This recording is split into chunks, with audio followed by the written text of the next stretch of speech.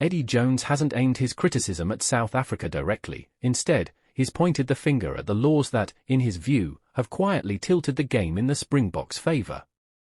The Japan head coach believes recent law tweaks around kicking have handed Rassie Erasmus' side a massive competitive edge, one they've ruthlessly exploited better than anyone else in world rugby.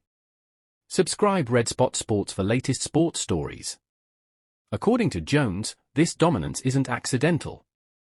It's structural. World Rugby's decision in 2024 to outlaw escorts, players who block kick chasers to protect the catcher, has completely reshaped the aerial contest. What was once a relatively safe seat has become a battlefield.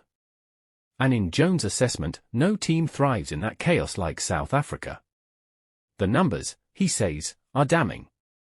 After reviewing data from the November internationals, Jones revealed that defending teams now win fewer than 30% of one-on-one aerial contests. In simple terms, kicking teams are far more likely to regain possession than ever before. That single change has transformed kicking from a territory tool into a possession-winning weapon. And South Africa, Jones argues, are streets ahead. They're about 50% better than any other team in the world in that area, he said, describing how the Springboks have maximized the modern law landscape better than anyone else. Not by chance, but by design.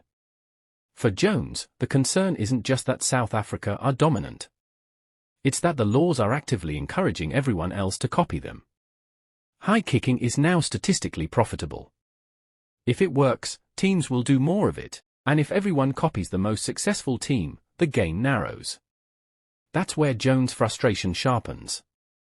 He warns that the sport is being nudged toward more high kicks, not fewer, and that this trend will only accelerate unless World Rugby intervenes.